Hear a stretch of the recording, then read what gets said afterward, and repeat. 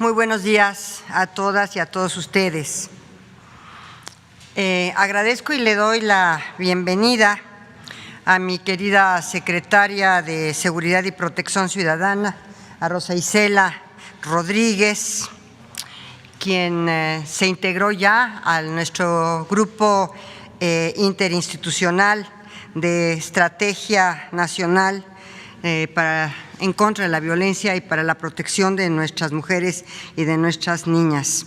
Muchas gracias, mi querida Rosa Isela, por estar aquí con nosotros y ya haberte integrado desde hace algún tiempo ya a nuestro grupo. También está aquí con nosotros Fabiola Lanís, que es la comisionada de atención a las violencias de CONAVIM, que va a dar también una exposición. La maestra Rocío García del Sistema Nacional DIF. También está, por supuesto, Nadine, que es la titular del Instituto Nacional de las Mujeres, y está también con nosotros Alicia Leal, quien es la coordinadora de todo este grupo. Entonces, bienvenidas a todas, muchas gracias. La ruta emprendida por el Gobierno de México, encabezado por el señor presidente López Obrador, indudablemente se encuentra en el camino de la transformación cultural y va a definir o a redefinir los estereotipos, equilibrará las libertades.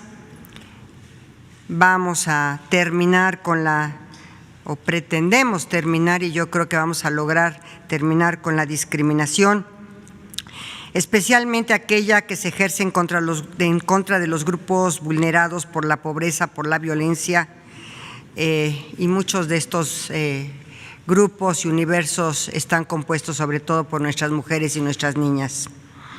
Esta discriminación es histórica, sistemática, y ha provocado que sigamos teniendo una deuda con las mujeres de hoy. Con las mujeres de ayer la tuvimos y ahora la tenemos también con las generaciones por venir. Las tradiciones lamentablemente hegemónicas de la sociedad nos enseñaron que el género marcaba el destino, que el género determinaba las tareas sociales a realizar y por ello y con ello se desplazaban a las mujeres a espacios sumamente reducidos. Hoy los espacios son más amplios para nosotras y tienen un nuevo rostro. La palabra de la mujer se resignifica en cada una de nosotras al ocupar los espacios de toma de decisiones y al transformar la realidad hacia un mundo más igualitario. Para lograr este mundo, día a día, centramos nuestros esfuerzos en un solo objetivo, uno solo: erradicar la violencia contra las mujeres y la discriminación en cualquier lugar y en cualquier ámbito. Nosotros estimamos que los triunfos de este esfuerzo ya comienzan a ser tangibles. El cambio ha comenzado y no permitiremos que se detenga. Antes de ceder la palabra a la secretaria de Seguridad y Protección Ciudadana, Rosa Isela Rodríguez, me gustaría felicitar desde este espacio a la gobernadora Claudia Pavlovich, que a partir de hoy preside la CONAGO. Por primera vez también en la historia una mujer va a presidir la CONAGO. Así que muchas felicidades, querida Claudia. Agradecer también de verdad el apoyo que siempre hemos tenido por parte de quien deja la presidencia, Juan Manuel Carreras, el gobernador de San Luis Potosí, y desde aquí también mandarle un saludo. Sé que hoy tendrán una reunión, la Conferencia Nacional de Gobernadores virtual, en donde se tomará protesta a nuestra querida gobernadora Claudia Pavlovich. Muchas felicidades, Claudia, desde este espacio. Gracias.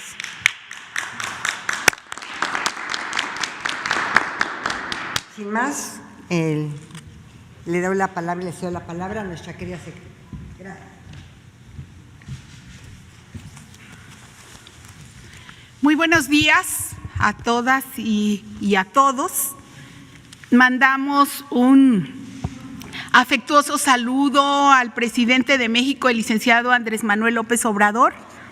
Decirle que su equipo sigue trabajando como lo ordenó y este día damos un paso más en la estrategia para garantizar a las mujeres, niñas y adolescentes una vida libre de violencia. Saludo con mucho gusto a mis compañeras, a la secretaria de Gobernación, la doctora Olga Sánchez Cordero, a Nadine Gassman, a la licenciada María del Rocío García Pérez, a Fabiola, a todas las compañeras que el día de hoy estamos aquí en este informe mensual, a los representantes de los medios de comunicación que nos acompañan, muchas gracias.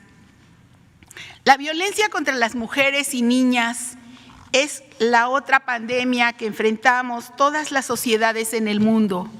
En días pasados informamos las cifras relacionadas a los delitos contra las mujeres, el inicio de las carpetas de investigación y, en términos generales, la contención y disminución de la incidencia delictiva en el país.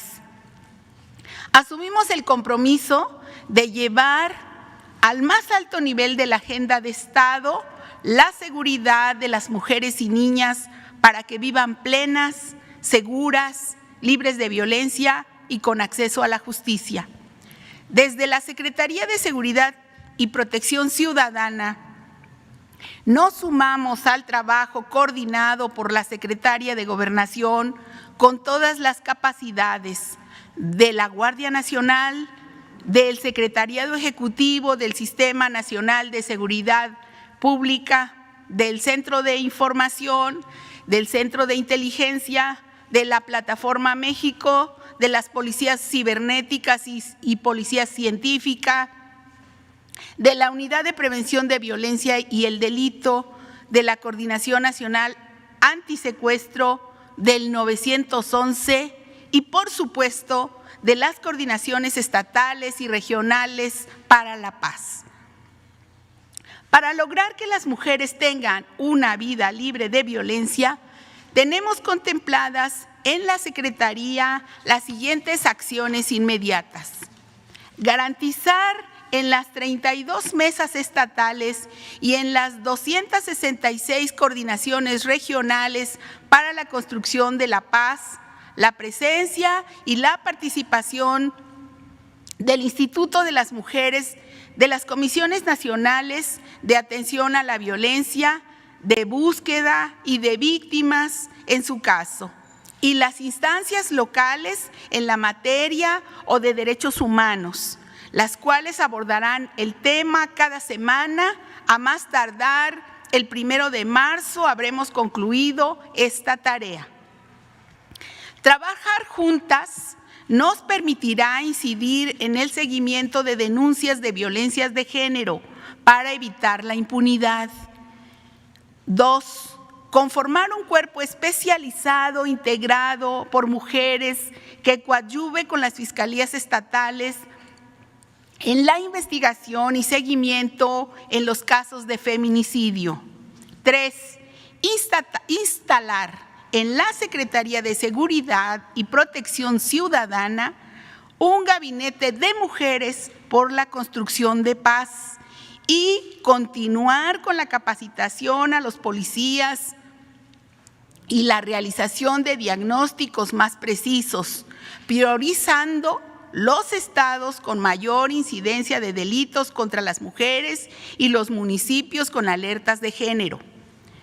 4. Se continuará con la implementación del Modelo Nacional de Policía y Justicia Cívica para fortalecer las capacidades de los primeros respondientes en materia de violencia de género. Fortaleceremos su profesionalización para la apropiación del conocimiento y vigilaremos la correcta aplicación de los protocolos de actuación. 5. Fomentaremos el uso de las tecnologías de la información para crear herramientas que fortalezcan la búsqueda de las mujeres y niñas desaparecidas en el territorio mexicano. Finalmente, señalar que tenemos muy claro que si el presidente de México decidió que una mujer encabece la construcción de la paz y coordine al Gabinete de Seguridad, es para sumarnos de manera decidida en la atención a la violencia contra las mujeres. Para atender hay que entender, para defender hay que actuar, tomar decisiones firmes, hacer lo que sea necesario para avanzar en la lucha colectiva de las mujeres. Construir la paz en México exige justicia para las mujeres.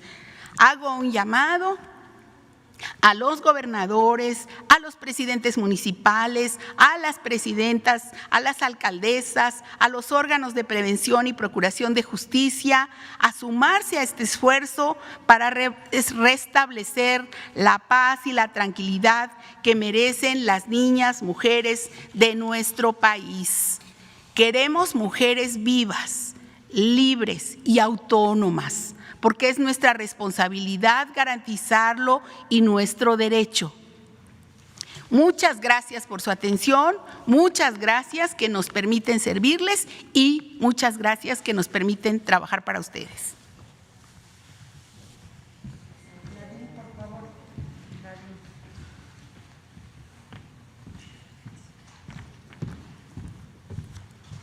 Muy buenos días a todas y todos. Un placer y un privilegio ser parte de este grupo decidido, como bien decían nuestras secretarias, a que las mujeres de México vivamos vidas libres de violencia. Y para dar seguimiento y informar sobre los avances que hemos tenido en estas áreas que nos habla la secretaria Rosa Isela, poniendo la vida y seguridad de las mujeres como prioridad para nuestro gobierno, quiero compartirles en lo que hemos avanzado en relación a la implementación de la Agenda Estratégica para la Prevención, Atención y Sanción de la Violencia contra las Mujeres y Niñas a través de las mesas estatales y regionales de la construcción de paz. El objetivo de este trabajo que hemos estado haciendo de la mano, el GIEB, con los gobernadores, la gobernadora, a la que felicitamos, y la jefa de gobierno, es que en la estrategia nacional, como bien nos decía la secretaria, de paz y seguridad, se incorpore el tema de la violencia contra las mujeres como un tema central para ser atendido. La idea es prevenir, tener acciones de prevención, tener acciones coordinadas de atención que pongan en el centro las necesidades de las mujeres y también actuar con acciones encaminadas a reducir el rezago judicial que sabemos que tenemos en el país y que tiene que ver con la impunidad que queremos erradicar. Hasta el momento tenemos 24 mesas estatales de paz y seguridad que han incorporado la agenda estratégica. Como bien dijo la secretaria, tenemos un compromiso de estar en todos los estados en los próximos días y estamos trabajando también a nivel de las mesas regionales para llevar esta agenda y actuar de manera coordinada a nivel estatal y a nivel municipal. Una segunda área, la siguiente, por favor, que quisiera informarles, ya yo he hablado de esto en otros momentos, un trabajo que hemos hecho de la mano con el Secretariado Ejecutivo de Seguridad Nacional, es la estrategia de mujeres constructoras de paz, que involucra de una manera decidida a redes de mujeres a nivel local para reconstruir el tejido social, fomentar el diálogo comunitario y el diálogo de la comunidad con las autoridades municipales con el objetivo de prevenir la violencia contra las mujeres. Las mujeres contribuyen a identificar los principales problemas que hay en la comunidad, proponen acciones específicas para solucionarlos y forman parte de este esfuerzo que estamos haciendo desde la Cuarta Transformación de pacificación, de transformar los espacios desde el familiar hasta el comunitario y nacional como espacios de construcción de paz. Y esto fomenta el trabajo solidario, el trabajo comunitario. El año pasado, con apoyo de los fondos de Fortasec y FASP, se trabajó en 26 entidades federativas, se trabajó en 100 municipios de mayor grado de violencia, se construyeron 117 redes con una inversión de 124 millones de pesos. Lo que logramos, la siguiente por favor, es hacer un diagnóstico participativo aún en la situación de pandemia y las limitaciones que tuvimos. Las más de 110 redes que se formaron, trabajaron en sus comunidades, hicieron un diagnóstico, se capacitaron, trabajaron fortaleciendo las capacidades locales, hicieron un diálogo con los presidentes y las presidentas municipales, atendieron temas de prevención de violencia, se habló desde cuestiones de empoderamiento económico, masculinidades, etcétera, con una idea de la reconstrucción del tejido social.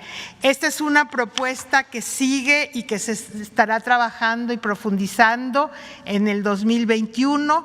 La idea es que hemos hecho un llamado a través de la Secretaría Ejecutiva de Seguridad Nacional, la CONAVIM y nosotras, para que en el marco de la concertación que se está haciendo de los fondos FASP, donde se van a invertir recursos para el tema de seguridad nacional, el tema de la prevención de la violencia contra las mujeres sea una prioridad. Estamos seguras que va a ser muy bien recibido por los presidentes y presidentas municipales, así como por los gobernadores y los responsables de la seguridad y de la impartición de justicia.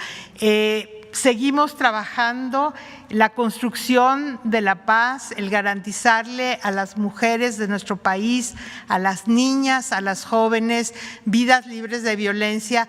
Es una prioridad del Gobierno de México y estamos empeñadas en trabajar en ello. Muchísimas gracias. Gracias, Nadine. Si quieres, Fabiola, por favor. Sí, secretaria. Gracias. Muy buenos días a todas y a todos. Saludo con su permiso, señora secretaria de Seguridad, colegas, compañeras y compañeros. Bueno, yo antes que nada quiero enviar desde aquí un saludo afectuoso a nuestro señor presidente, al licenciado Andrés Manuel López Obrador, y decirle que ánimo, ha ganado muchas batallas y seguramente saldrá muy bien librado de esto. Esta mañana que me transportaba en el taxi, el taxista dijo: hay que cuidar mucho al presidente porque él nos cuida mucho a nosotros. Entonces, desde aquí le mando ese mensaje, señor presidente.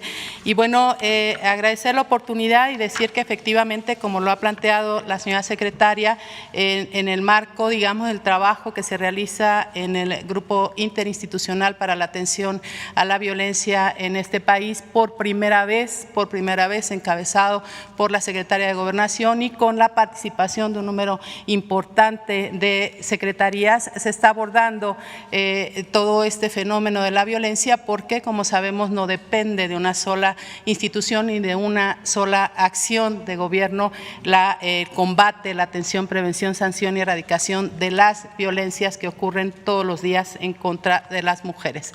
Y yo quisiera en la primera lámina mostrar, primero decir que como gobierno federal tenemos muy claro que en esta etapa, en la etapa de la Cuarta Transformación, hay una oportunidad extraordinaria para avanzar en materia de derechos de las mujeres. Y en ese sentido también decir que tenemos perfectamente bien diagnosticado el fenómeno de la violencia, porque si lo diagnosticamos bien vamos a poder intervenir y desplegar acciones, programas y recursos que nos permitan atender este fenómeno. Y en ese sentido, recordar que, como lo había comentado la secretaria de Seguridad, del conjunto de víctimas del delito que ocurrieron entre enero y diciembre del 2020, el 31% son mujeres de todos los delitos.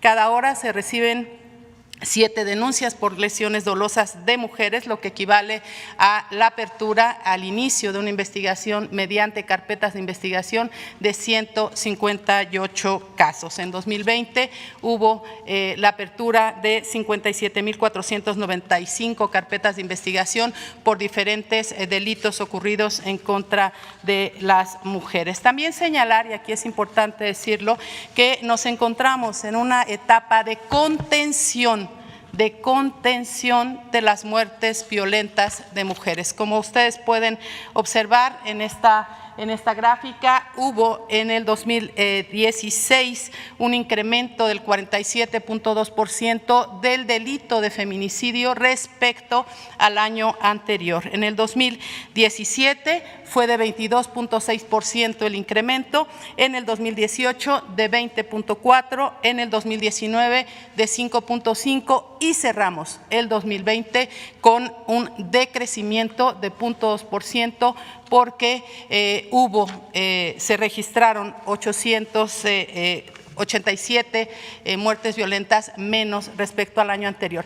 Aquí quiero señalar que cada caso, cada muerte violenta de una mujer nos emplaza, nos obliga a trabajar y a reforzar las acciones desde el gobierno del Estado, desde el gobierno federal. En esto la Secretaría de Gobernación ha puesto mucho hincapié y nos ha instruido a no escatimar recursos y esfuerzos de coordinación para atender así fuera un solo caso.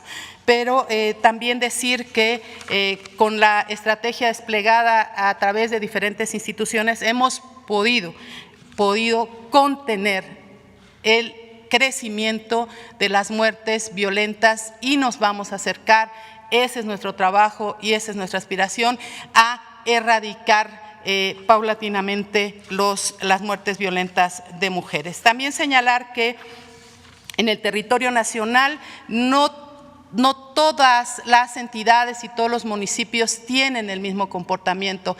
Hay una identificación territorial. En la siguiente lámina lo podemos ver de los lugares, es el anterior, bueno, no está aquí, aquí está, sí, los lugares en donde ocurren primordialmente los feminicidios. En el 18% de los municipios de este país se concentra el 100% de los feminicidios. Esto nos lleva también a una identificación territorial en donde casi todo el año mantuvo la misma tendencia, colocándose en primer lugar el Estado de Colima, el Estado de Morelos, estuvieron de alguna manera cambiando de posición en el transcurso del año, pero en general es la misma tendencia, encabezando en el número absoluto de feminicidios Ciudad Juárez. Esto fue prácticamente durante todo el año, estuvo entre Tijuana y Ciudad Juárez el número mayor de feminicidios por municipio. Entonces, bueno, a partir de ahí decir que diagnosticado el fenómeno y reconociendo, digamos, la complejidad que tiene y las causas que son múltiples de estas violencias, hemos decidido intervenir desde la Comisión Nacional para la Prevención y Erradicación de la Violencia y como parte de la estrategia del GIEP en una acción coordinada con las fiscalías, que es la siguiente lámina. Bueno, también quería de manera muy rápida, si me permite, secretaria, señalar que de repente hay cierta confusión respecto a lo que significa un feminicidio y vale la pena señalarlo porque han transcurrido muchas décadas para que las organizaciones, los colectivos, la sociedad en general lográramos que se tipificara el delito de feminicidio como tal. Eso sucedió en el 2012 cuando se reconoce como delito autónomo y en ese sentido hay razones de género que están establecidas en el Código Penal Federal y que cada una de las entidades federativas ya tiene contemplado, ya está tipificado en todo el país el delito de feminicidio. Y bueno, estas son, digamos, las 7 razones que establece el Código Penal Federal: los signos de violencia, las lesiones que haya sufrido la víctima, los antecedentes de violencia, la relación sentimental entre el victimario, que casi siempre, sobre todo en el caso de los feminicidios íntimos, tiene que ver con relaciones de pareja, con relaciones sentimentales, con las personas más cercanas, amenazas, que haya sido incomunicado, expuesto el cuerpo, etcétera. Entonces, esto está, digamos, ya tipificado y nuestra labor como gobierno federal es insistir todos los días en que cuando se analice la muerte violenta de una mujer, se dé precisamente considerando estas razones de género. Esa es una, digamos, de nuestras tareas permanentes. Y bueno, yo quisiera finalizar diciendo que por instrucciones de la señora secretaria y del subsecretario Alejandro Encinas, nos hemos trazado para el 2021 una ruta que nos permita la prevención de los feminicidios. No queremos llegar a tiempo, queremos llegar antes de que ocurra un delito, queremos llegar para evitar este tipo de delitos que ocurren en contra de las mujeres y las niñas. Para eso trabajamos todos los días de la mano de las fiscalías generales, de las fiscalías especializadas. Aquí, señora secretaria, yo quisiera hacer un reconocimiento a los fiscales, a las fiscales que han tenido una actitud, digamos, de apertura y de, digamos, de intención de coordinación permanente. Por ejemplo, con el señor fiscal de Puebla mantenemos reuniones permanentes. Cada semana nos reunimos con él en reuniones que él mismo encabeza. Acabamos de analizar 5 casos de feminicidio, logramos la reclasificación de 2 casos que estaban considerados como suicidios y se han reclasificado a feminicidios, con el fiscal de Oaxaca, con la fiscal de Sonora, etcétera. Entonces es una comunicación y un trabajo en el día a día permanente con las fiscalías y también de la mano de la Unidad de Acceso a la Justicia que encabeza la licenciada Paulina Telles. Entonces, bueno, como CONAVIM nos hemos propuesto en este 2021 reforzar este trabajo de prevención de los feminicidios y un tema que es central también, garantizar y promover el acceso a la justicia para las mujeres en los delitos de violación simple equiparada, de feminicidio, de homicidio doloso y de todos aquellos delitos que ocurren en contra de las mujeres. Nuestro universo de atención son en mujeres víctimas de lesiones dolosas, la atención, la identificación, la canalización de 57,400 mujeres, la identificación de 3,236 mujeres que sabemos que han acudido a hacer una denuncia porque fueron víctimas de algún delito que atenta contra su seguridad y su integridad, y en algunos casos estos delitos son, digamos, registrados como tentativa de feminicidio. Entonces, si nosotros logramos identificar, acompañar, canalizar, atender a esas mujeres, vamos a lograr disminuir el número de feminicidios en este país. Entonces, esta acción la estamos realizando de manera coordinada con las fiscalías en el país y vamos a tener una inversión en colaboración con las entidades federativas de 200 millones de pesos para reforzar la capacidad de respuesta de las fiscalías y de las áreas que atienden a las mujeres víctimas de violencia. También estamos en este en este mismo sentido, decirles que reforzando el trabajo en los centros de justicia para las mujeres, esta es la red de servicios más grande que existe en el país. Si una mujer que nos está escuchando en Culiacán, por ejemplo, tiene la necesidad de recibir asesoría jurídica, acompañamiento, porque ha vivido algún episodio de violencia o porque está siendo acosada, etcétera, puede acudir al Centro de Justicia para las Mujeres. Ahí todos los servicios son gratuitos, ahí se le atiende de manera inmediata, y hay una red de 52 centros de justicia a nivel nacional. A mediados de año seguramente se inaugurarán otros 8 centros de justicia, y decirles que en los últimos 2 años, en esta administración que encabeza el señor presidente, se ha logrado un incremento del 65% en la inversión para el fortalecimiento y la construcción de centros de justicia para las mujeres, que en promedio atienden anualmente a cerca de 200,000 mujeres en todo el país. Esto es una de las acciones prioritarias, igual que el relanzamiento del protocolo ALBA en coordinación con la Comisión Nacional de Búsqueda y, por supuesto, de manera central en coordinación con la Comisión Nacional de Derechos Humanos y el INMujeres del mecanismo de alerta de violencia de género. Eso sería por mi parte, señora secretaria. Muchas gracias. Gracias, secretaria. Rocío García, si nos quieres por favor hacer tu presentación. Gracias. Con su permiso, secretarias, compañeras, aprovecho este espacio para desearle un pronto restablecimiento a nuestro presidente Andrés Manuel López Obrador. Sabemos que pronto estará aquí en este espacio. Pues el día de hoy hablaremos sobre la protección y restitución de derechos de niñas, niños y adolescentes.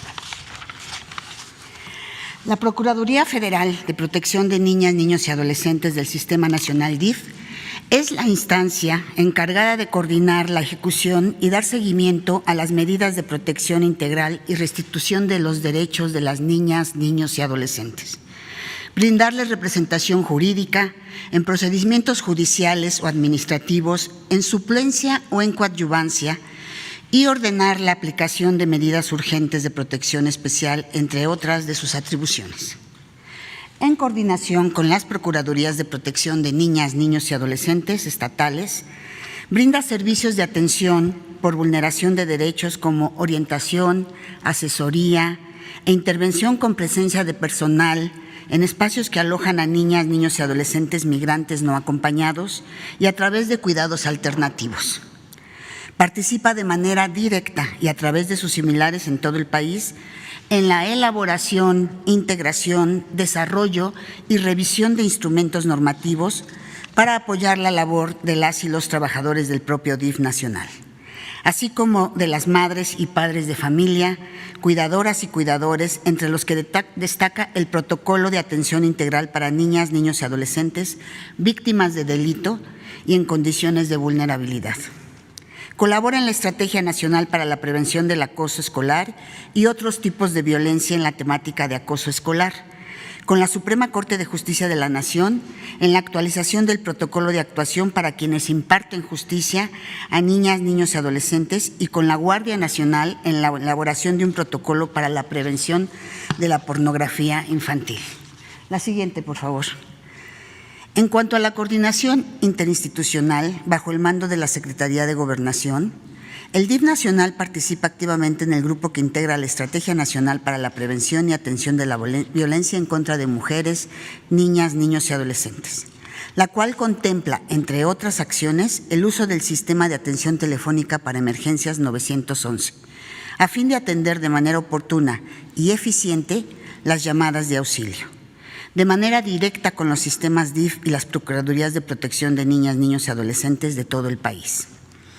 Para eficientar esta labor, de manera conjunta con diferentes instancias gubernamentales, se llevó a cabo la georreferenciación de los DIF estatales y municipales, así como de las Procuradurías de Protección de Niñas, Niños y Adolescentes estatales, regionales y municipales, dentro de la plataforma de servicios de atención a mujeres, niñas, niños y adolescentes en situación de violencia, que contienen los datos de los enlaces responsables en cada estado, teléfono, horario de atención, servicios y perfil del personal. El modelo para la restitución de derechos que lleva a cabo la Procuraduría Federal de Protección de Niñas, Niños y Adolescentes inicia con la notificación del caso de restricción o vulneración de sus derechos a través de las autoridades competentes. Posteriormente, interviene un grupo multidisciplinario en el que participan profesionales en psicología, trabajo social, salud y jurídico. Después se detectan los derechos vulnerados o restringidos y se emite un diagnóstico. Y con el plan de acción para la restitución de derechos, el cual puede incluir ingreso de la niña, niño, adolescente a un centro de asistencia social. A través de este plan de restitución de derechos con medidas de protección, se involucra a las diferentes instituciones encargadas de restituir los derechos vulnerados o restringidos. Luego, se emite e implementan las medidas de protección integrales para finalmente dar seguimiento al caso hasta que los derechos de estas niñas, niños o adolescentes hayan sido restituidos. La promoción y difusión de los derechos de niñas, niños y adolescentes se lleva a cabo a través de campañas y publicaciones en medios digitales e impresos. La capacitación y profesionalización del personal encargado de atender a las niñas, niños y adolescentes se da a través de cursos, talleres, webinars y conversatorios, además de diferentes foros temáticos en los que los niños, niñas y adolescentes intercambian ideas con autoridades y especialistas. Señoras y señores presentes, a lo largo de la historia, el concepto de niñez y de adolescencia ha evolucionado. La Convención sobre los Derechos del Niño fundó un nuevo paradigma para la protección de los derechos de niñas, niñas y adolescentes, al transitar de un enfoque tutelar a un enfoque de derechos. Por ello, es necesario garantizar su protección inmediata ante cualquier forma de violencia a través del trabajo coordinado entre los 3 órdenes de gobierno y bajo el principio del interés superior de la niñez, contemplado en la Convención sobre los Derechos de los Niños. Muchísimas gracias. Gracias, Rocío. Por último, Alicia, por favor.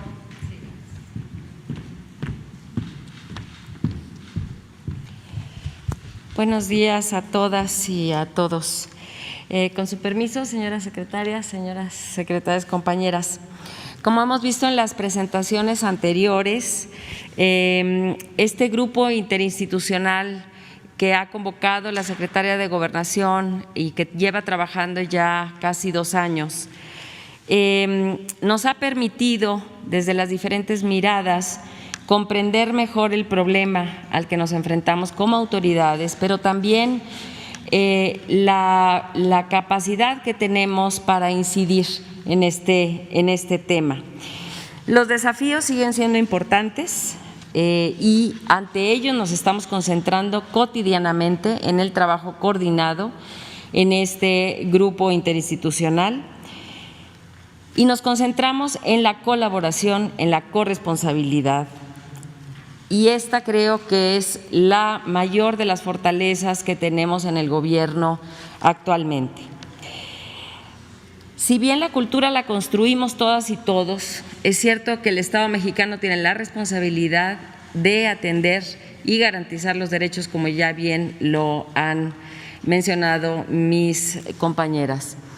Y en el GIEB nos estamos enfocando a buscar cómo mejorar estas alianzas y esta coordinación para sacar adelante estrategias, programas, acciones y mecanismos que puedan fortalecer las respuestas de los gobiernos en lo local.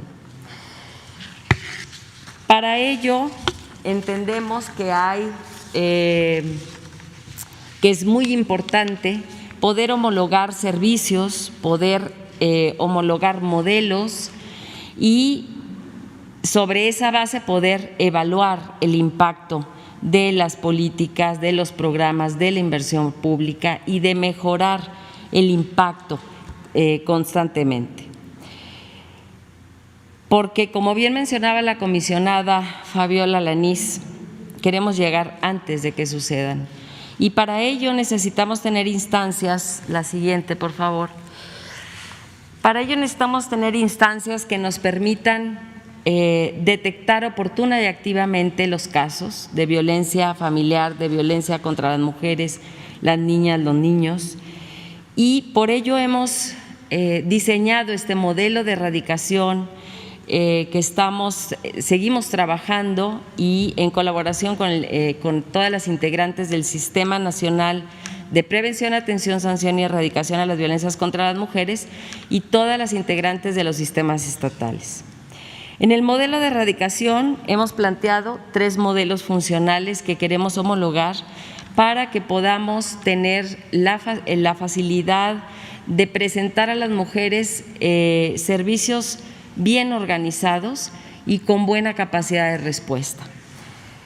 El modelo de prevención, es decir, llegar antes, detectar oportuna y activamente. El modelo de protección y atención, que requiere la participación de primeros respondientes, de todas las y los servidores públicos que en un momento dado hacen frente a un caso de violencia y que tienen como su responsabilidad acompañar, orientar y, en su caso, proteger los derechos de estas mujeres y estas niñas y niños. En este modelo de protección y atención integral, en esta segunda parte, observamos que hay muchos servicios especializados, como lo son los centros de justicia, como lo son los institutos de las mujeres y las instancias de adelanto para las mujeres en los municipios, con ayuda y la colaboración del programa PAIMEF. También sabemos que hay centros de refugio para mujeres y todos estos servicios son especializados y queremos que estén disponibles para las mujeres en todo momento, para que ellas puedan buscar ayuda cuando ellas lo requieren, no cuando las instituciones estén abiertas. Sabemos que el trabajo de los centros de justicia, de los centros de refugio, del trabajo continuo de las instancias de las mujeres ha sido fundamental, su compromiso, su tenacidad para lograr avanzar. Y el análisis que hacemos es que queremos fortalecer estas capacidades y este compromiso y aprovechar sus experiencias y su voluntad para que puedan tener mayor capacidad de respuesta. No solo para los primeros respondientes, como puede ser la policía o el sector salud en un momento dado, sino para que las mismas mujeres puedan llegar directamente a estos servicios. El modelo de justicia y el modelo de acceso a la justicia y sanción también se está trabajando para encontrar la forma de garantizar la defensoría de estos derechos para las mujeres. Ya el modelo de protección y atención integral ha sido puesto a consideración del Sistema Nacional y hemos determinado que a esta red de servicios la queremos llamar la red Siempre Vivas, para que las mujeres puedan reconocer con ese nombre todos los servicios especializados a los que ellas pueden acceder a buscar ayuda. Aquí quiero detenerme un momento para agradecer a Clara Brugada, alcaldesa de Iztapalapa, por su generosidad al compartir el nombre de la estrategia que ella ya ha implementado en su alcaldía, Estrategia Siempre Vivas, y que evoca el trabajo en Yucatán de Rita Cetina, precursora del feminismo mexicano hacia finales del siglo XIX y que ahora asumimos como feministas mexicanas del siglo XXI, vivas nos queremos.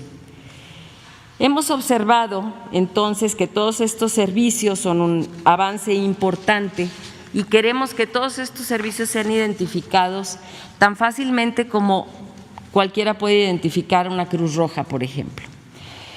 En tanto que la experiencia nos dice que cuando abrimos puertas, espacios especializados de atención, de orientación, de protección integral para las mujeres, para las niñas, las adolescentes, sabemos que las mujeres van a buscar esos espacios. Con ello, lo que buscamos es que se incrementen las cifras de las mujeres que buscan ayuda y al mismo tiempo buscamos que decrezca la incidencia de feminicidios. ¿Por qué? Porque queremos llegar antes. Debemos, por tanto, esperar que las cifras de mujeres que busquen ayuda, no necesariamente que pongan una denuncia, sino que busquen estos servicios esenciales de salud integral, de protección, de atención psicosocial, de resguardo si fuera necesario, que estén disponibles 24/7, cerca, sin intermediarios, ellas puedan acercarse a estos espacios. Y, por lo tanto, sí queremos con esto decir que estamos totalmente comprometidas en el diseño. Estaremos presentando próximamente ya una guía de implementación para los municipios de este tipo de servicios en donde queremos homologar y aprovechar, fortalecer los servicios que los sistemas estatales de prevención, protección, atención y sanción tienen en los estados y que se conformen estas redes capaces realmente de dar un blindaje a todas las mujeres, niñas y adolescentes que estén buscando ayuda, orientación y protección. Es cuanto, secretaria. Muchas gracias. Muchas gracias, Alicia. Pues como ven ustedes aquí en esta última lámina, ¿la pones por favor?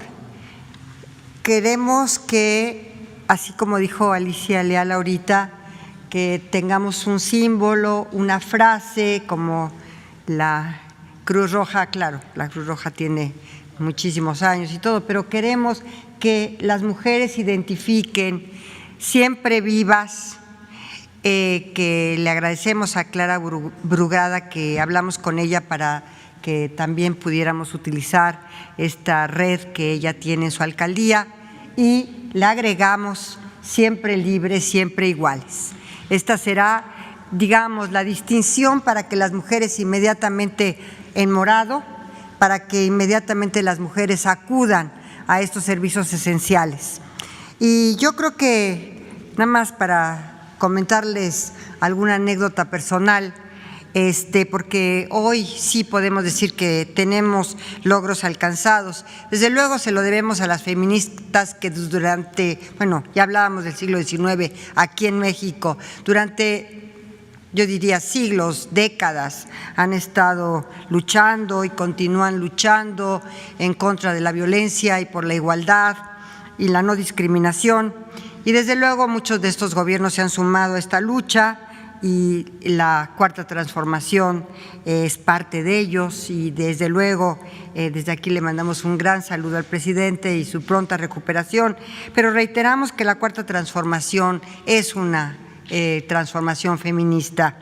Y hoy tenemos un gabinete paritario porque yo quería comentarles esta anécdota personal.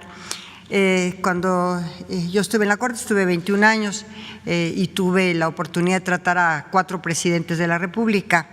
Y al preguntarle a alguno de ellos, oiga, señor presidente, ¿y cuándo habría espacio para las mujeres en su gobierno de manera paritaria? Y la respuesta no se hizo esperar. Por ahora no, ya será en otro momento, ya será con otro presidente. Así que esa fue su respuesta.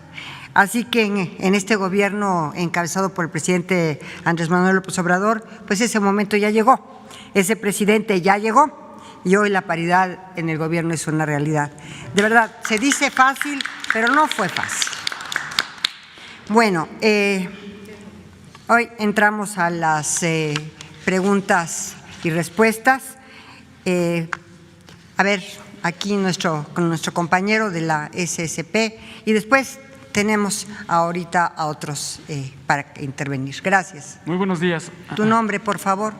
Muy buenos días, secretaria. CPR, sí. Miguel Arzate, del Sistema Público de Radiodifusión del Estado Mexicano, Canal 14. Preguntarle respecto a la estrategia que acaban de presentar. Preguntar el primer tema, si en esta estrategia de violencia contra la mujer se está contemplando el tema del aborto legal en México, si el GIEF está trabajando respecto a esto, si se está trabajando desde alguna de las secretarías en este tema. Esa sería la primera pregunta, secretaria, por favor. Bueno, miren, yo creo que ustedes saben siempre cómo he pensado desde hace muchísimos años, muchísimos años, y desde luego no he cambiado mi posición, pero como el presidente lo ha dicho, esto lo van a decidir las mujeres y sus representantes en los congresos locales, porque ellas tendrán finalmente que tomar la última palabra. Mi posición la conocen, no tengo por qué decir que he cambiado, al contrario, la he estado sosteniendo durante toda mi vida, tengo 50 años sosteniéndola, pero desde luego las mujeres son las que decidirán, así lo ha instruido nuestro señor presidente y lo ha manifestado en diversas ocasiones. Gracias, Miguel. ¿Se está trabajando el tema en el GIEF? Hemos estado trabajando, sí, en muchísimas cuestiones, sobre todo en la materia de salud. Por ejemplo, te puedo decir que la Secretaría de Salud, y tenemos una gran aliada ahí que es Carlita, tiene un apellido que me cuesta mucho trabajo, pero le mando un saludo desde aquí. Verde Chelvis. Bueno, ella es una mujer muy comprometida, sobre todo en el tema de la prevención de embarazos, que también estamos trabajando con la CONAPO, porque lo más importante, mi querido Miguel, es trabajar en la prevención de los embarazos, en atender a las mujeres y a las niñas, sobre todo a las adolescentes, con métodos anticonceptivos, con pastillas del día siguiente, con las relaciones con los condones, en fin, proporcionar estos instrumentos de prevención, porque más vale prevenir, en cierta forma es lo más importante. Y por otra parte también decirte que, por ejemplo, con esta Carla hemos también avanzado mucho en contra de la violencia obstétrica, que es otro de los grandes temas, y esta violencia obstétrica en todo lo que puede ser atendido ya, y con CONAPO, con el Consejo Nacional de Población. ¿El GIEF se estará acercando a las legisladoras y legisladores cuando se discuta el tema? El GIEF estará pendiente de las discusiones y serán las mujeres las que decidan. Gracias, secretaria. Y un segundo tema, sí. Preguntarle si con esta situación de confinamiento que se está viviendo en estos momentos por la pandemia, ¿ha aumentado la violencia contra niñas y niños dentro de los hogares, como algunos expertos lo han confirmado? Si nos pudiera hablar acerca de la violencia infantil respecto a este escenario de confinamiento que estamos viviendo. Pues desde luego el hecho de que y quiero ser muy precisos, el Gobierno de México ha decidido el autoconfinamiento, la responsabilidad de las personas para cuidarse. No hay toque de queda, ni hay tampoco medidas restrictivas a la libertad de las personas. Esto ha quedado clarísimo, es un autoconfinamiento. Por supuesto que el autoconfinamiento tensa las relaciones dentro del hogar. Esto es lógico, obvio, todos tenemos también estas situaciones y obviamente los niños, sobre todo esta población que es sumamente vulnerable en relación a esta violencia y desde luego las mujeres. Pero si alguien de mis compañeras quisiera decir, por ejemplo, Rocío del DIF, con muchísimo gusto darías esta respuesta, por favor. Muchas gracias, secretaria. Con mucho gusto. Lo que les quiero comentar es que nosotros, a través del Sistema Nacional DIF y de la Procuraduría, hacemos un llamado. De hecho, sí sabemos que esto está sucediendo, por supuesto, pero hacemos un llamado para decirles a las niñas, niños y adolescentes que están en sus casas que no están solos, que pueden llamar al 911, que estamos pendientes, que hay una Procuraduría que defiende sus derechos y es el derecho a vivir sin violencia. Así que sí, hemos hecho webinars, hemos hecho muchos avisos por internet, por Facebook, por Twitter. Tenemos teléfonos a donde se pueden dirigir, que se los mandaríamos más tarde, no lo tengo en este momento, pero la Procuraduría asistiría inmediatamente a cualquier llamado en cualquier parte del país. Hay procuradurías en todos los estados y estamos coordinados para que en cuanto haya un aviso, pueden ser llamadas anónimas. Puede ser el vecino, no solo el niño, puede ser un familiar, puede ser cualquier persona, y aunque sea anónima, nosotros vamos, porque vamos a cualquier llamado de auxilio. Muchas gracias. ¿Sabemos en qué porcentaje aumentó la violencia contra los niños y niñas? No tengo ese dato en este momento, pero con mucho gusto se los haríamos llegar. Gracias. Gracias, Miguel. Yo creo que sí se tensan las relaciones cuando hay un autoconfinamiento necesariamente. O sea, esto es algo que se da. A ver, tú que tienes una chamarra muy bonita amarilla y después del otro lado, en esa fila, ¿cuál es tu nombre? Perdóname. Ah, sí, ¿te la doy después? Ya que ahorita se la di a nuestra… Arturo Contreras, de Pie de Página. Gracias por la chamarra, me la puse para que me vieran. Está muy bonita la chamarra. Sobre la estrategia, muchas activistas, muchas feministas han pugnado por la creación de una fiscalía especializada en la atención. Ya existe una fiscalía, ¿no? La FIBEMS, la Fiscalía Especializada en la Atención a las Mujeres y Trata de Personas. Entonces, ¿qué ha pasado esto? ¿Cómo se suma? Y una segunda pregunta, nos habían dicho que en esta semana nos iban a informar sobre el tema migratorio. Entonces, saber cuándo va a pasar esto, ¿no? Y saber si más o menos se calcula que hay 68,000 migrantes atrapados en la frontera por el programa Quédate en México. Entonces, pues a ver si se van a mandar a Estados Unidos, si se va a buscar manera que se resuelvan estos trámites allá, o si se van a quedar acá, ¿no? O qué se va a hacer, porque la atención que se le está dando aquí en México es terrible, ¿no? Eso, y saber qué ha pasado con la Fiscalía, saber si estos esfuerzos se suman o si se va a atender esto, ¿no? Muchas gracias por tu pregunta. Tengo dos comentarios que hacerte. La primera es que voy a invitar a la titular de la Unidad del Fortalecimiento al Sistema de Justicia, a Paulina Telles, que dé una breve intervención en estos días que tenemos esta oportunidad, para que te diga qué fiscalías de las 32 entidades federativas realmente han querido avanzar en fiscalías especializadas. Recuerda que toda la violencia está dentro de los municipios. O sea, el municipio es quien tiene el primer servicio que darles a las mujeres para evitar la violencia.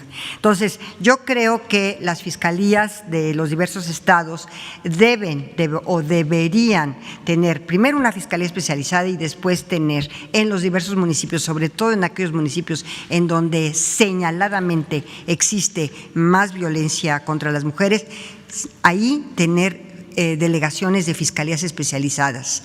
Esto sería de una ayuda impresionante e importantísima también para la Secretaría de Seguridad Pública, que tuviéramos este tipo de fiscalías en los municipios o las delegaciones de estas fiscalías especializadas en delitos de violencia en contra de las mujeres, porque así podríamos tener a primera mano esta intervención directa, pero yo creo que también, como en todo, la prevención y los centros de atención que tenemos en toda la República. Yo creo que vamos a avanzar a más de 50 este año y queremos seguir avanzando. En el tema migratorio, también me gustaría invitar, si no tienes inconveniente, porque va a cambiar y ya está cambiando la política migratoria del presidente Biden. Me gustaría invitar al comisionado, a Francisco Garduño, a que también tuviera una breve intervención sobre qué está pasando y qué está aconteciendo con nuestra nueva política migratoria que ya planteó y que además ha firmado ya varias órdenes ejecutivas el presidente Biden respecto a un cambio importante en la conducción de la política migratoria en Estados Unidos. Por ejemplo, la protección de los Dreamers, por ejemplo, erradicar ya Remain in México o Remain en otros países, y desde luego también la posibilidad de que desde sus países de origen puedan solicitar asilo. En fin, hay un cambio en la política migratoria de los Estados Unidos porque, como todos sabemos, básicamente nuestro flujo migratorio es tránsito hacia los Estados Unidos. Y desde luego también tenemos ahí un tema de que se ha incrementado el número de mexicanos también que ha pasado la frontera para buscar otras oportunidades en los Estados Unidos. Menciono que va a invitar al titular de la Secretaría de Migración, a Francisco Garduño. Mira, sabes que si te puedes, es que a veces de por sí. Gracias, sí. Voy a intentar hablar más pausado también. Menciona que va a invitar a Francisco Garduño, el titular del Instituto Nacional de Migración. El que había llevado la estrategia migratoria de facto había sido el secretario de Relaciones Exteriores, Marcelo Ebrard.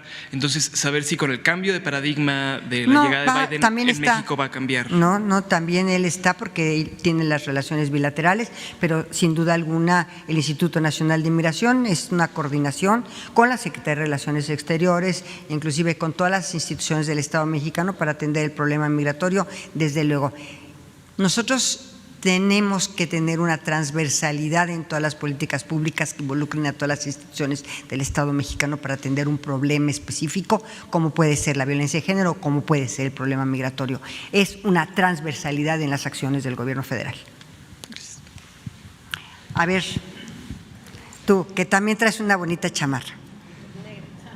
Gracias, secretaria. Buenos días, Dalila Escobar, de A Tiempo TV. Yo quiero insistir en un tema que es importantísimo para las mujeres y que es de lo que ahorita estaban hablando, que es el asunto del aborto. Y dado que la criminalización de las mujeres por su derecho a decidir precisamente sobre la maternidad, pues es una forma de violencia también, y dado que pues un aborto gratuito y seguro es parte de los derechos que el Estado debe proveer a las mujeres, y además de que legalizar el aborto no es algo que obligue a todas las mujeres a abortar, pero el no legalizarlo sí obliga a mujeres a ir o a la muerte o a la cárcel. Preguntarle, insistirle en este tema, sobre todo porque conocemos precisamente su postura, si usted no iría porque haya un código penal único en esta materia, es decir, que se legisle desde la Cámara de Diputados. ¿Usted acompaña esta iniciativa? El Código Penal Único requiere de una reforma constitucional en el artículo 73.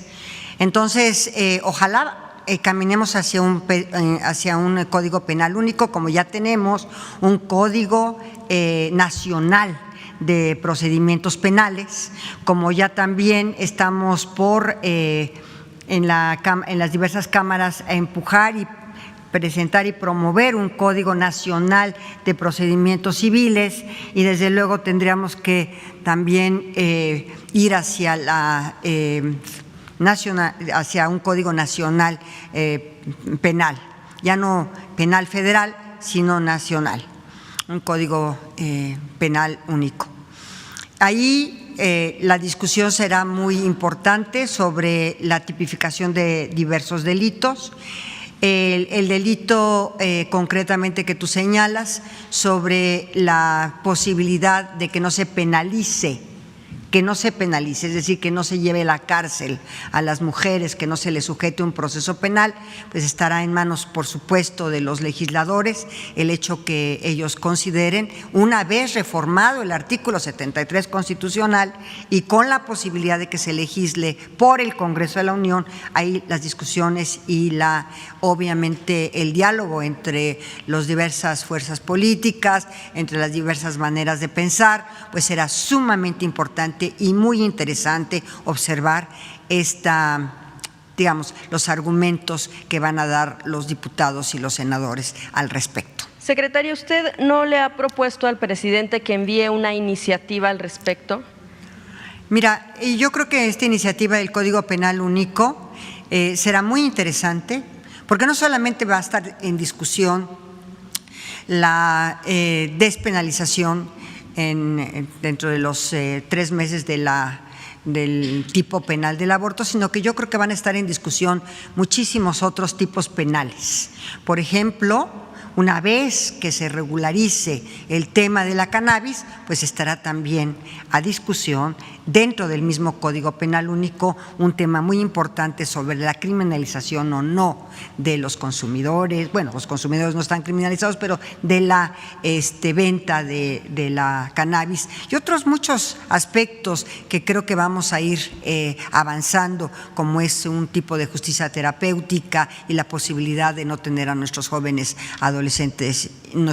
y adolescentes privados de su libertad por tener una posesión de droga un poco más, un gramaje más permitido de lo que ahorita está permitido. Y yo creo que tenemos que avanzar en muchos temas cuando tengamos a la vista un Código Penal Único, en qué conductas efectivamente se van a a criminalizar y qué conductas no se van a criminalizar y cuáles estarán sujetas a una justicia terapéutica, a una no privación de la libertad, sino a una situación de que pudieran realmente compurgar una resolución, una sentencia en su domicilio. En fin, tendremos que ver muchísimos aspectos de un Código Penal único y será muy interesante los argumentos que se tengan en el Congreso de la Unión. Sobre este mismo tema, el último punto nada más que quería abordar, el asunto de ¿qué hay sobre consultar este tipo de derechos? Porque es como si consultáramos el derecho que tienen las mujeres que sí quieren ser madres. ¿Qué opina usted al respecto? Es que no se van a consultar derechos, se van a establecer tipos penales. Y lo que se va a discutir no son los derechos no son discutibles. Los derechos no están más que en la Constitución y los derechos, y más allá de la Constitución, en las convenciones internacionales y en otro tipo de legislación nacional e internacional. No, lo que se va a discutir son los tipos penales, la tipología penal y la criminalización o no de una conducta. Eso es lo que se está discutiendo. Sí, sobre todo se lo preguntaba porque, bueno, pues el presidente Andrés Manuel López Obrador había mencionado que pues precisamente iba a haber una consulta pues para saber qué podría pasar con el aborto. Solo por eso se lo estaba preguntando. Es decir, las mujeres, cuando el presidente habla de la consulta y que las mujeres van a decidir, por supuesto, a través también de sus representantes, y van a decidir las feministas, pero van a decidir no sobre los derechos, sino van a decidir sobre un tipo penal específico. Okay. Y ya nada más en otro tema, es un segundo tema nada más, el asunto de lo que está sucediendo, secretaria, con los 19 cuerpos calcinados que se encontraron en Tamaulipas, saber si tiene el informe de si son migrantes, bueno, qué información tiene al respecto, porque bueno, incluso ya también el representante, la Oficina de Alto Comisionado de Naciones Unidas para los Derechos Humanos en México lo está comparando con lo que sucedió en San Fernando hace ya algunos años. Por ningún motivo es igual que lo que sucedió en San Fernando. Todos los días, a partir de que sucedió este evento, hemos estado en el Gabinete de Seguridad viendo los avances que se tienen sobre esta situación. Y te puedo decir con mucha seguridad que se ha avanzado y que se ha avanzado muchísimo, que tenemos mucha información, aquí está la secretaria de Seguridad y Protección Ciudadana, no sé si quiera decir algo sobre esto, pero que tenemos mucha información y si me permites, no dártela en este momento, porque tú sabes perfectamente que estas investigaciones tienen que llevarse a cabo en la mayor de las secrecías, pero sí te aseguro algo, no es un San Fernando. ¿Por qué? Porque estamos avanzando en la investigación de manera contundente. Y desde luego que no va a haber impunidad, eso sí, y también la identificación de los cuerpos, eso también. Gracias a ti. A ver, ¿me permites también otro chaleco muy bonito? El beige. Muchas gracias. Gracias, buenos días, secretaria. Arturo Pavón, de El Chapucero Network, allá en Tabasco, con Nacho Rodríguez. Muchas gracias. Bueno, para hacer un poquito de contexto rápidamente, es solamente un tema que tiene que ver al final de cuentas con violencia hacia las mujeres. Entre los años 1784 y 1785, por un título virreinal se otorgó a la comunidad otomí cerca de 700 hectáreas para que la trabajaran. Se les reconoció ese derecho en esa época. Posteriormente, en la época de la Revolución, se les quitó y posteriormente se les volvió a entregar en la reforma agraria. Son 700 hectáreas que están en la zona de Jilotepec, es la comunidad Bodequín de los otomíes. Lamentablemente, en el 2012, algunos de sus líderes fueron apresados con falsos delitos fabricados con la intención de que cedan esos terrenos a familiares de Enrique Peña Nieto, de su primo, el gobernador actual del Estado de México, de Arturo Montiel, y aparte otra parienta que es la que pone esas denuncias. La intención es apoderarse de esos terrenos y convertirlos en un centro turístico, incluso con un campo de golf. Aquí lamentablemente no solamente fueron a esos 4 líderes inicialmente, uno murió por los tormentos que le dieron en la cárcel y su poca atención que le dieron, ya falleció, quedan 3 desde esa época, y actualmente ya fueron detenidos más personas de la comunidad, incluso mujeres que ni siquiera estaban en una denuncia, no estaban sus nombres, pero fueron apresados. Han cumplido 1 año más, no se les ha sentenciado, ya los testimonios que se habían presentado por los testigos ya dijeron que ellos pues simplemente leyeron unas tarjetas que les pasaron para dar ese testimonio. Entonces, eso es lo que quería exponerle. ¿Qué se puede hacer al respecto? Gracias. Mira, esto será del conocimiento inmediato de la Unidad de Fortalecimiento del Sistema de Justicia para que la licenciada Paulina Tella se encargue de revisar este caso. Me parece un caso muy interesante, como también hemos resuelto la excarcelación de algunos otros temas muy similares. Si tú recordarás, también en el Estado de México tuvimos, el señor subsecretario Encinas dio cuenta también es más, aquí estuvieron las personas que fueron excarceladas, obtuvieron su libertad, de verdad, por los mismos exactamente o caso muy similar al que estás tú planteando. Por los mismos hechos también quisieron ahí armarles todo un tipo de pruebas y de evidencias sembradas para poderlos inculpar y procesar de delitos que ellos no habían cometido, y que al final nosotros ayudamos muchísimo para que lograran su libertad. Y en este caso, si me das todos los datos, con mucho gusto lo veremos puntualmente. Quiero alguien de Reforma y del Universal también, para que podamos también tener aquí a los diarios más importantes. ¿De dónde? De Reforma, secretaria. ¿Cómo está? Buenos días. Hola. ¿Qué tal? Me gustaría tocar un tema que planteaba el día de ayer, que es la intervención de la delincuencia organizada en el tema de los tanques de oxígeno. Me gustaría conocer el diagnóstico que el gobierno tiene de este fenómeno, en dónde se ha presentado y sobre todo qué va a hacer el gobierno para atender esta problemática, sobre todo en medio de esta pandemia y de la desesperación de la gente por conseguir tanques. Ya hemos detenido a varias personas, pero yo creo que si quieres platicar, mi querida Rosa Isela, sí se han detenido ya a varias personas, están siendo procesadas. Sí, solamente decirle que ha habido varios casos de asaltos y que por lo menos en el 60% de los casos ha habido la detención y la consiguiente judicialización, y actualmente se encuentran tras las rejas.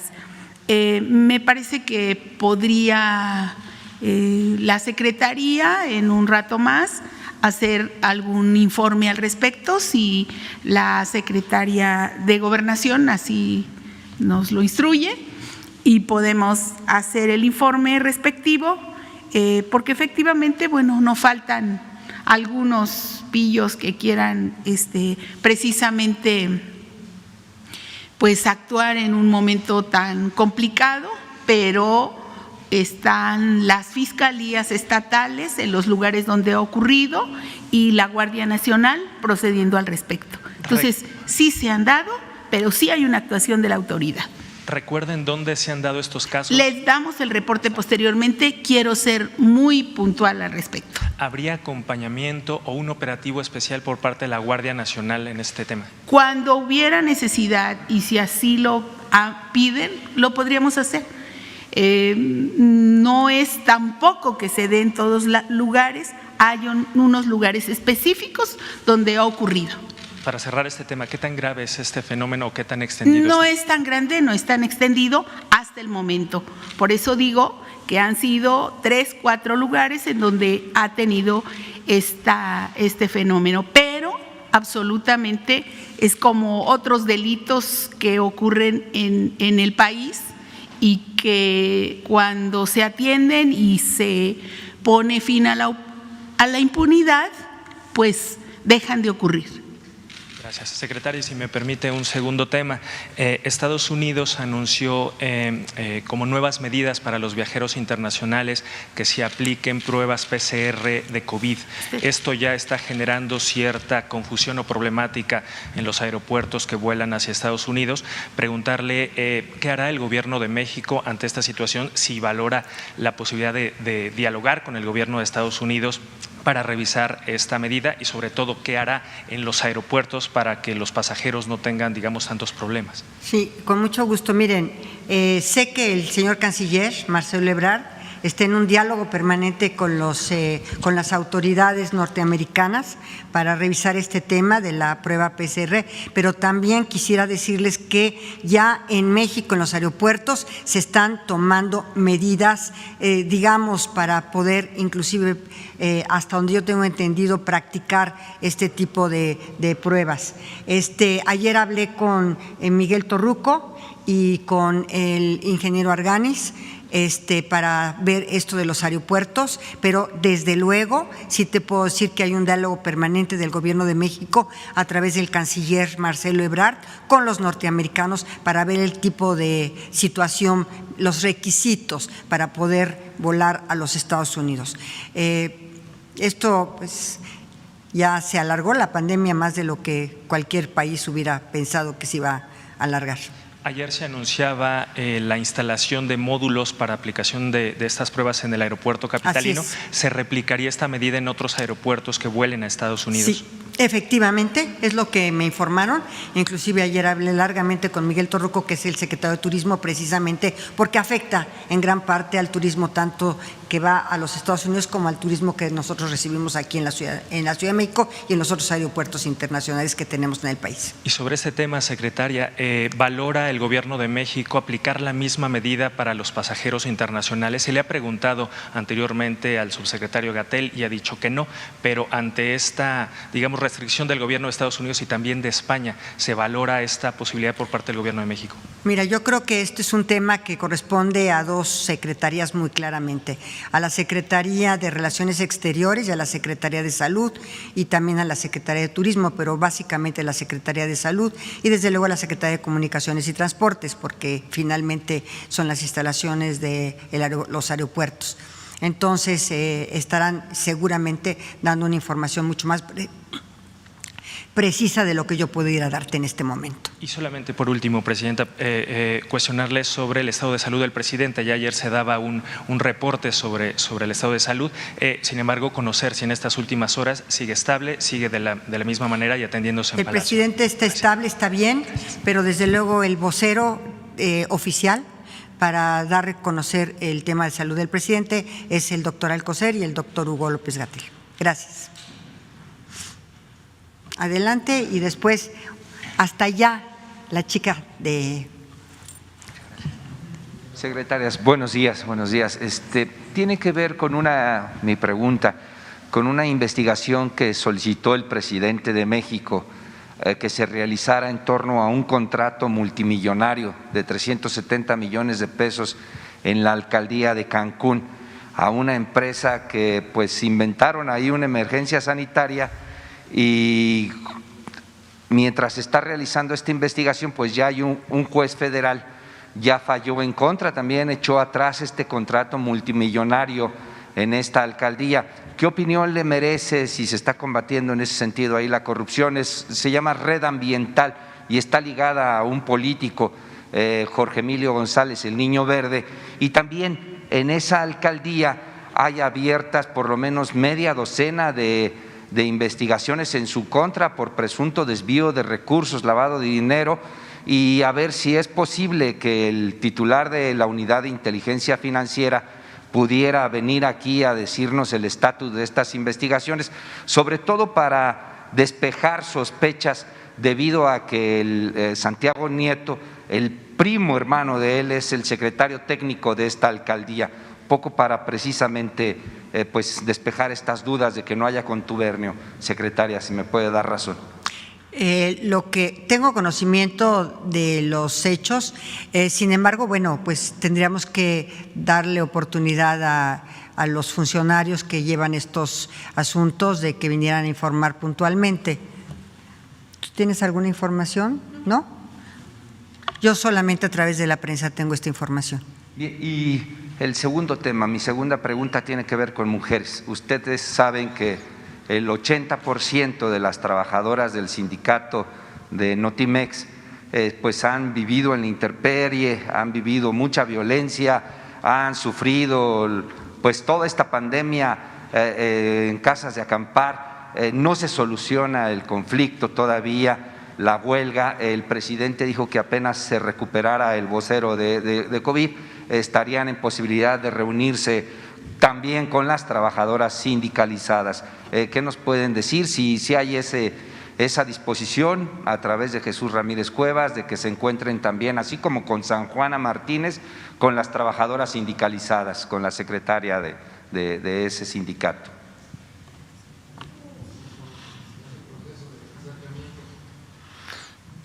Va a haber un proceso de acercamiento seguramente, o ya hay, ¿no? Sí, hay un proceso de acercamiento, estamos viendo las propuestas. Se informará en su momento cuando ya las partes estén de un acuerdo, porque ahora estamos en ver qué condiciones se da ese acuerdo. Está en proceso el acuerdo y sí te puedo decir que cuando hay un problema, cuando hay un conflicto, y yo como juzgadora de 25 años te lo puedo decir, siempre hay que escuchar a las dos partes, hay que atender a las dos partes y hay que resolver el conflicto a través de una construcción de acuerdos.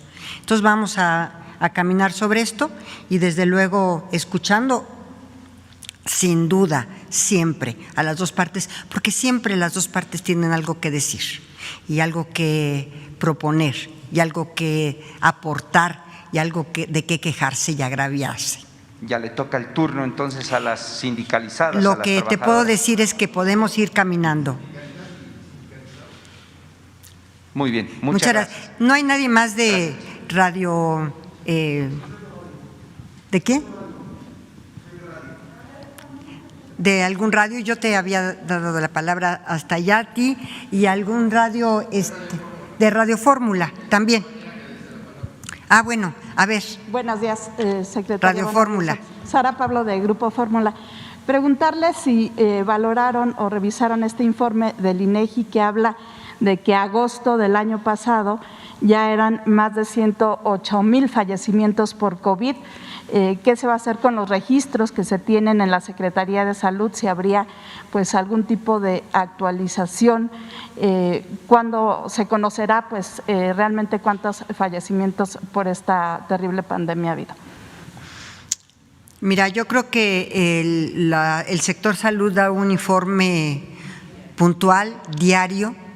El día de ayer estuvieron prácticamente casi toda la mañanera dando la información sobre el número de contagios, el número de fallecimientos, cómo están las estadísticas, las curvas de cada uno de los estados de la República, qué estados tienen oferta hospitalaria, qué estados tienen ya poca oferta hospitalaria, qué estados están teniendo mayor número de contagios. En fin, yo creo que la información que tú estás pidiendo es una información en tiempo real que se da todos los días en la noche y que se tiene al alcance de cualquiera en la información sobre la pandemia. El señor presidente ha dado una instrucción muy clara, que se transparente y que se conozca la situación de la pandemia en todo el territorio, en cada una de las entidades federativas. Y también decirte, estamos en comunicación permanente con los gobernadores en relación precisamente a sus entidades en el tema de la salud de los habitantes y de la pandemia. Eso sí te lo puedo decir. Me refería a este informe del INEGI. Mira, si te puedes quitar un poquito esto porque a veces no te escucho bien.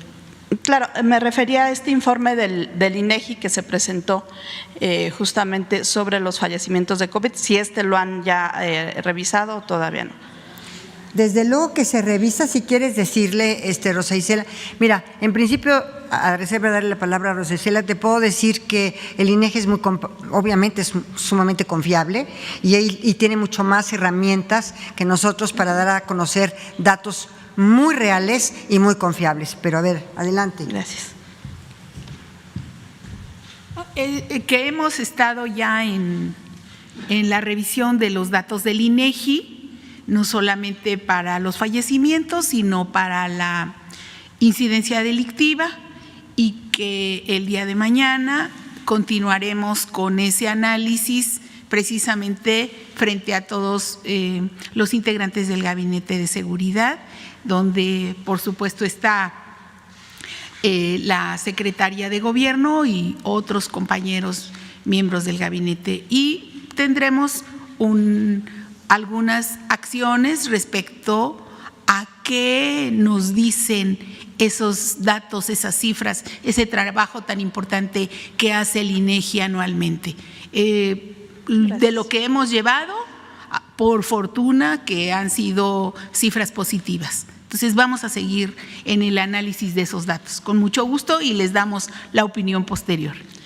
Gracias. Y preguntarle, en el caso de la violencia intrafamiliar, se reportaba justo hace unos días que ha habido un incremento.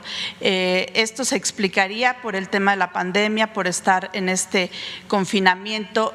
¿Qué tantas llamadas han recibido? ¿Cómo se están atendiendo estas denuncias? Si pudieran abundar. Gracias. Están atendiendo en el 911 las llamadas y cómo acuden a los centros.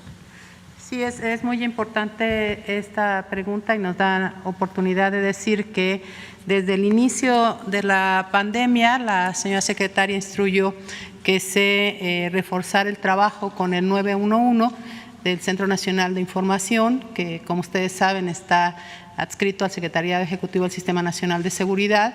Tuvimos un número importante de reuniones con las y los titulares de los C4 y C5 en el país y diseñamos esta estrategia que permitiera que las mujeres y las adolescentes que viven violencia pudieran hablar al 911, pero no solamente hablar al 911, sino también garantizar esta red de servicios esenciales para que a través del 911 pudieran canalizar a estas mujeres, sea a un refugio especializado, a una casa de tránsito, a una atención específica a través de los centros de justicia. Entonces, nosotras hemos sido enfáticas en señalar la importancia de romper el silencio y de que las mujeres se atrevan a denunciar. Eso ha favorecido, digamos, el incremento, digamos, del número también de llamadas, ¿no? por violencia intrafamiliar, que bueno, está considerada así, pero esta violencia recae sobre todo en las mujeres. ¿Qué tanto ha incrementado las llamadas? ¿En qué porcentaje? Las llamadas se incrementaron en alrededor del 5.4% promedio desde que inició el confinamiento y bueno, nosotros aspiramos a que cada vez más las mujeres se atrevan a pedir apoyo, ¿no? Que sepan además sus derechos, que conozcan los servicios de los que dispone el Estado mexicano y las entidades federativas para que puedan acudir con esa confianza y también en ese sentido señalar la importancia que tiene, como se decía hace un momento, reforzar en las entidades federativas el trabajo de las fiscalías especializadas en la atención a la violencia sexual y a los feminicidios. Casi en todo el país hay 2 fiscalías básicamente dedicadas a la atención de estos delitos y nosotras hemos podido constatar que en aquellas entidades en donde las fiscalías especializadas funcionan bien, tienen, digamos, personal suficiente y tienen protocolos que están implementando de manera adecuada, entonces baja la impunidad. y es mayor el número de casos que logran judicializarse y sentenciarse. En promedio, en el delito de feminicidio hay, o en promedio nacional, hay, digamos, una impunidad del 50%, pero también hay entidades en donde la impunidad alcanza el 93%. Entonces, bueno, es como de conjunto ver este fenómeno de la atención a la violencia en contra de las mujeres. Es cuanto, secretaria. Gracias, secretaria. Y solamente plantearle el tema, decía usted que el vocero para el tema de la salud del presidente sería el secretario Alcocer y el subsecretario.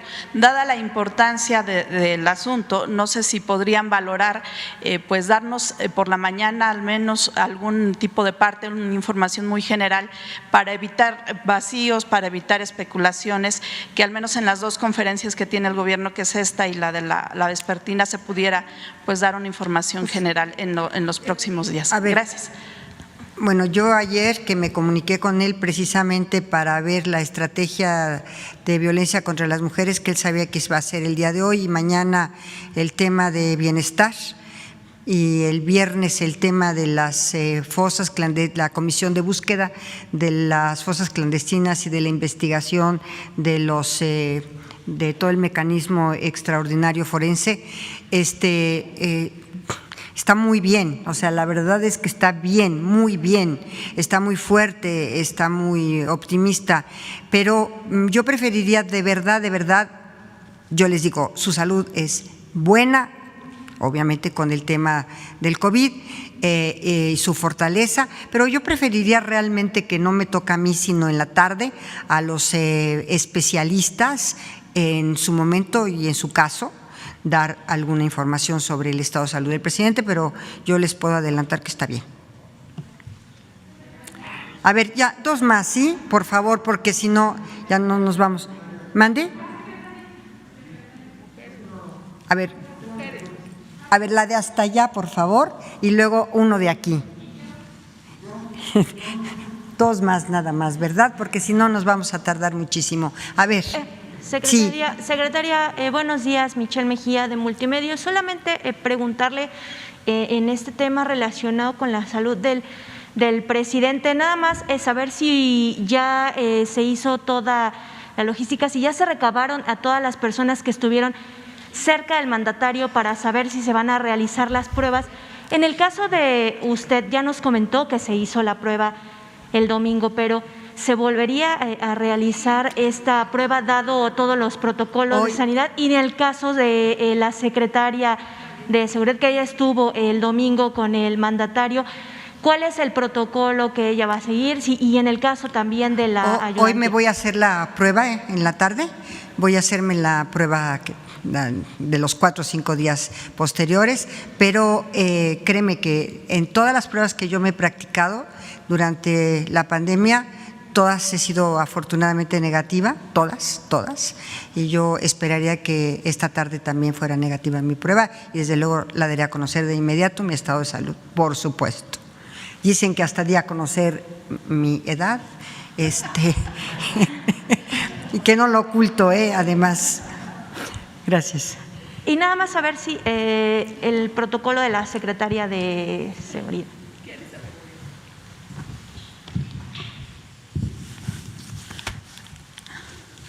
Muchas gracias. Desde el día domingo nos hicimos 2 pruebas, el equipo que nos acompaña. La primera relacionada con la PCR, que es el común, el procedimiento más común. También hicimos la prueba de anticuerpos para saber cómo estábamos y estamos bien. De todas maneras, el protocolo nos indica que tenemos que hacernos una prueba hoy o mañana y voy a hacerme la prueba hoy en conjunto con el equipo.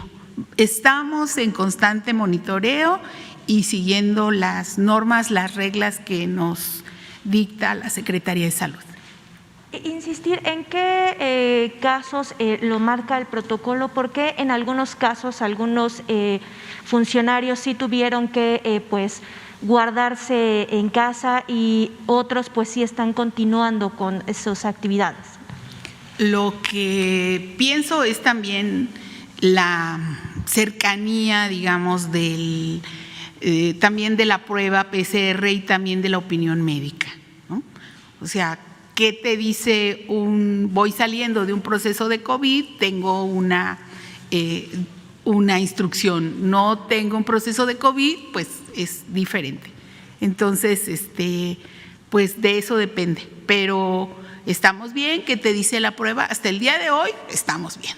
En la tarde, quién sabe, ¿no? Okay. Muchas gracias. Sí, mira, respecto de mí, porque ha habido tantas especulaciones que más vale aclarar de una forma ya inmediata todo. Cuando yo recibí la llamada del señor presidente el domingo en la tarde, inmediatamente yo estaba todavía en Monterrey, tomé el vuelo para regresar a la Ciudad de México. En ese momento estaba yo prácticamente por tomar el vuelo y le llamé a mi hija y le dije que si podía estar el doctor que siempre nos ha estado atendiendo en las pruebas de COVID en la casa cuando llegara yo del aeropuerto. Ahí estaba, me la tomé alrededor de las 8:30 de la noche del domingo. Obviamente no está abierto el laboratorio a las 8:30 de la noche el domingo. Se procesó al día siguiente la prueba, precisamente porque pues era domingo y en la noche. Se procesó al día siguiente, me hice 2 pruebas, una rápida, negativa, y la otra PCR, negativa también. Hoy me practicaré la otra prueba. Estuve a una distancia muy razonable del presidente. El viernes que estuve ahí, básicamente estaba el presidente, la secretaria de Seguridad y Protección Ciudadana, y después estaba yo, y no volví a tener contacto con el presidente hasta, no volví a tomar el contacto con el presidente, inclusive ni el sábado ni el domingo. Entonces sí fue una distancia muy razonable con la que yo estuve de distancia del presidente y me hice las pruebas y hoy me haré la siguiente. Entonces dijeron que por qué tenía la fecha del 25 y no del 24, porque fue domingo a las prácticamente 9 de la noche. Y preguntarle si en las reuniones que han tenido ustedes a las 6 de la mañana también se han abordado el tema del comportamiento del coronavirus, principalmente aquí en la zona metropolitana del Valle de México. ¿Cuál ha sido el comportamiento que ustedes han notado en estos últimos días? Mira, pues todo esto nos lo reporta el sector salud todos los días en el Gabinete de Seguridad, todos los días, a partir de que inició esta pandemia hace ya casi 11 meses.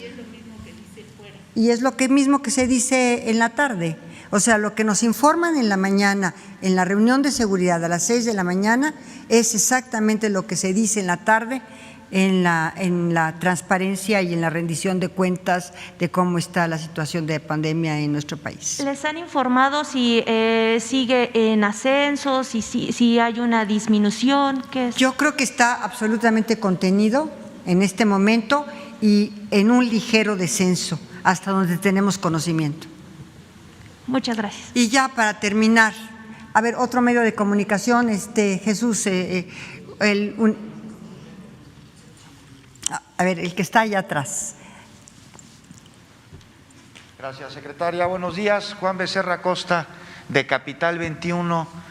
Pues el tema que traigo hoy es algo que se habló en este mismo lugar hace unos días, que tiene que ver con los contratos millonarios que se dieron a empresas privadas que operan centros de readaptación social en el país. Y sobre este tema en Capital 21 tuvimos a la mano datos que muestran pues una parte muy negativa de ello en un centro penitenciario, en un penal. Se trata del Ceferezo número 17 de Michoacán, operado por una empresa llamada Prodemex, en el que se les negó el agua a los internos, a los reclusos, el agua potable, causando con ello datos documentados de problemas de salud.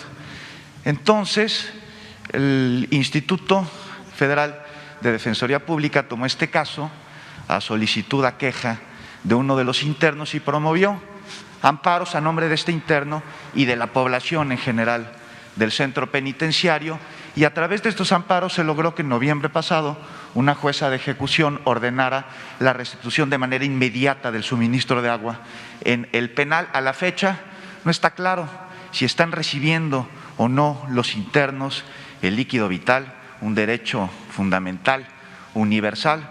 Por una parte se dice las autoridades del penal que sí se les está dando, pero el Instituto Federal de Defensoría Pública dice que no es así.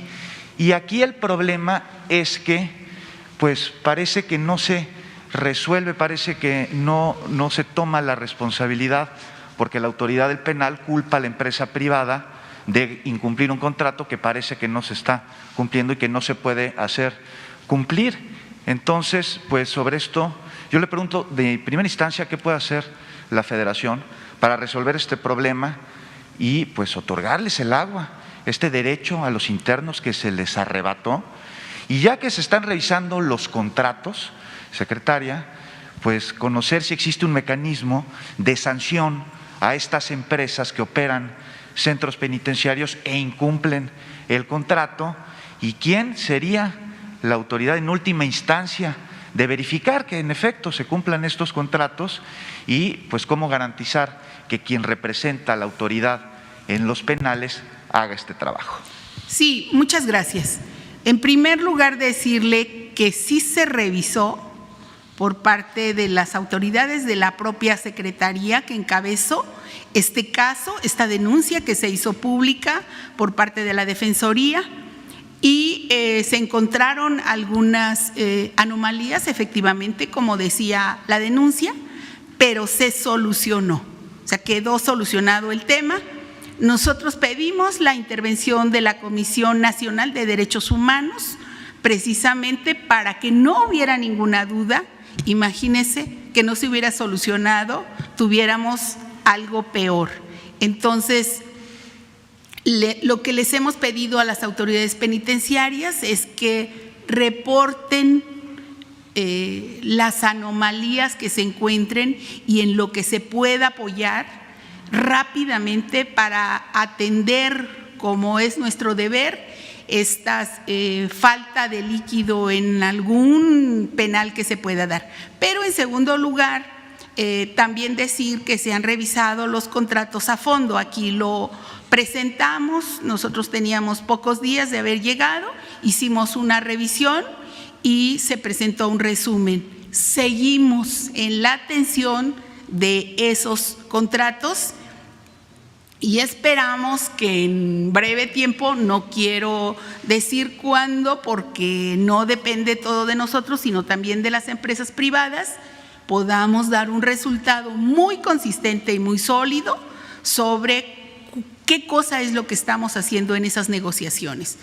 Tenemos buenas noticias con los que hemos estado negociando, así que el Estado, el Gobierno de México va a tener unos ahorros importantes. Estamos seguros que van a ser utilizados en atención de problemáticas como la que usted refiere.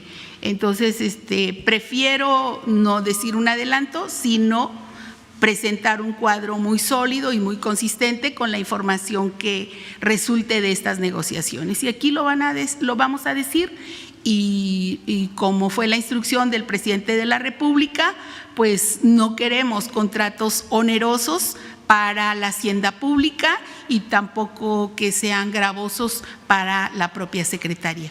Finalmente, secretaria, sí, justamente sobre esto que acaba de decir, ¿existe la posibilidad y mecanismos para sancionar a estas empresas en caso de que incumplan y tal vez rescindir estos contratos tan onerosos para el pueblo? Sí hay, obviamente, posibilidad de hacer unos, digamos, rescindir el contrato, pero también de hacer sanciones penales y sobre todo de tipo económico. Entonces, estamos poniendo atención en varios de ellos. Esperamos que no haya necesidad, que sea el diálogo y que sea la negociación el que nos ayude a tener un buen final, un buen resultado. Por supuesto que sí.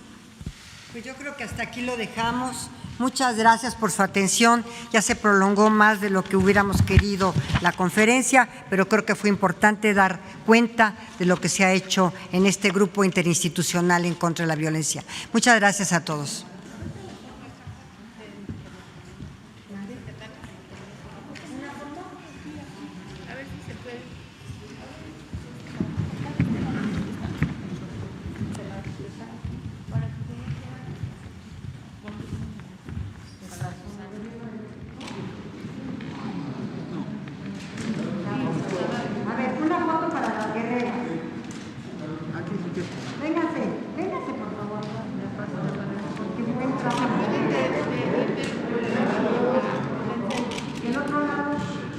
Para el cierre de la sana distancia.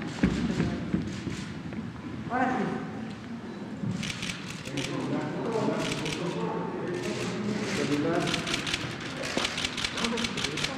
De verdad, muchas gracias. Gracias. Por su paciencia. Gracias. Jesús, gracias. Cuídense mucho. Hasta luego, gracias.